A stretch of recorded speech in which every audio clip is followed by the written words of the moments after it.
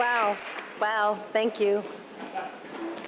It is just an incredible honor to be standing here.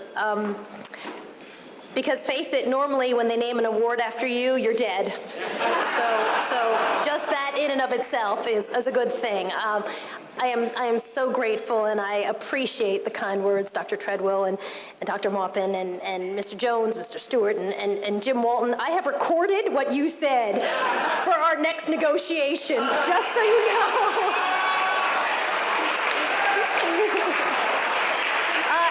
And truly, I must take a moment to set the record straight. The Martin Luther King documentary, which many of you saw, was amazing. It really was. And it was amazing because we had an excellent, excellent producer, Jim Polk, who is here tonight, who was responsible for it being amazing. Jim, please stand.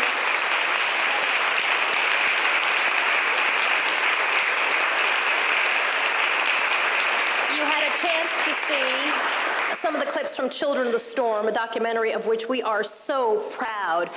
And it was a wonderful documentary because of Michelle Roja, the producer of that documentary. So please stand up, Michelle.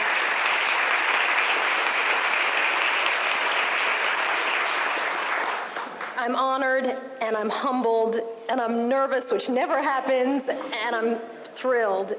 I wanted to become a reporter because I love telling stories. I love searching them out. I love finding that gem. That story was just amazing, but everybody seemed to be ignoring it. I loved camping out, literally in some cases, and figuring out, how do you tell this story? How do you get it absolutely, positively right? And how do you take the viewers along so they experience what you're experiencing too? The good part of it, the bad part of it, the messy part of it. How do you bring them with you on a story? And some of those stories are stories they may not get to hear otherwise if we don't tell them. And some of those stories that frankly they may not want to hear, but we tell them anyway. It's a big responsibility. It's a huge responsibility. And honestly, sometimes it's a really scary responsibility. For those of you who have found yourselves on the receiving end of my phone calls where I'm freaking out, Kim and Wendy and Keith and Brad and Jean and Kara, and my sister Estella, who's here with her daughter Jasmine, Mark Nelson, every single producer in the Special Investigations Unit, all of you over there.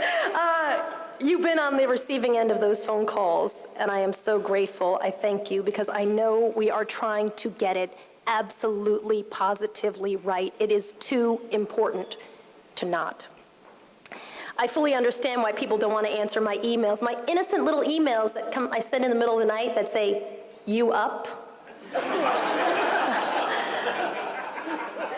It's because I comprehend, and I am blessed to work with a team of people who also comprehend just what's at stake here, just how important our jobs are.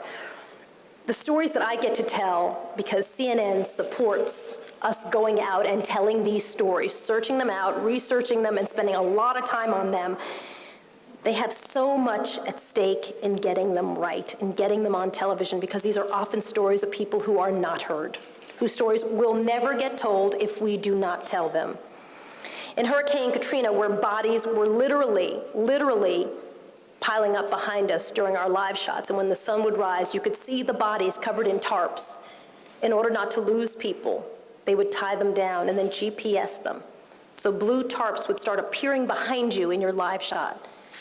And I remember, as horrific as that was, you know what was worse for me? Was that little black lady who reminded us a lot of my mom in her 70s with her little handbag. And she just said, "What I don't understand is, why are we being treated like animals? I'd like someone to answer that for me. Why am I being treated like an animal?" That to me was so much more horrific than bodies washing up behind you in your live shot.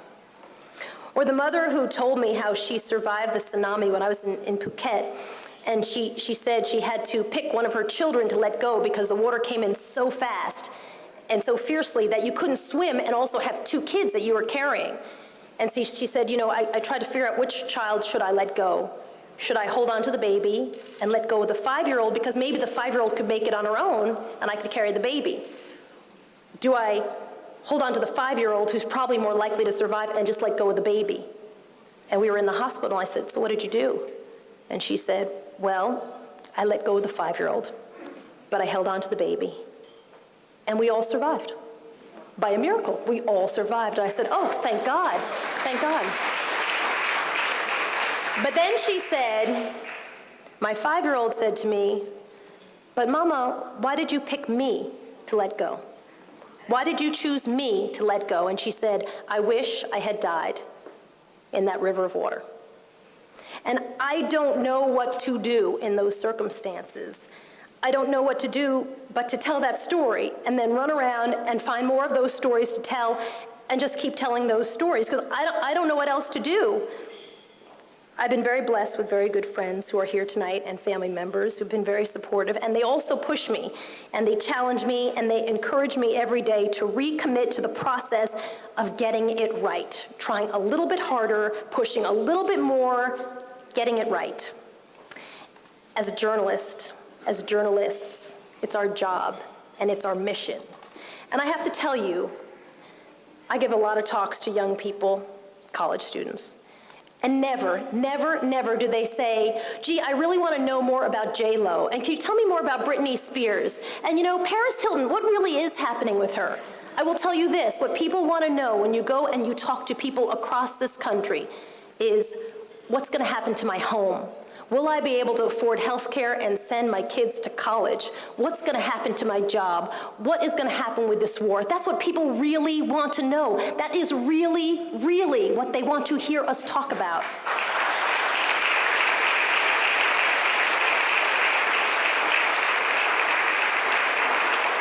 I thank you for this award. It's beautiful, Tina. It's lovely. Kara kept a very good secret. It's also tremendously important to me.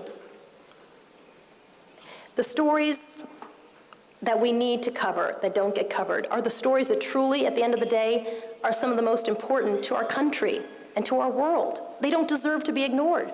They're the ones we should be highlighting. We have to redouble our efforts to spend more time and do more of them. I want to say a huge thank you to my husband, Brad, for all of his support.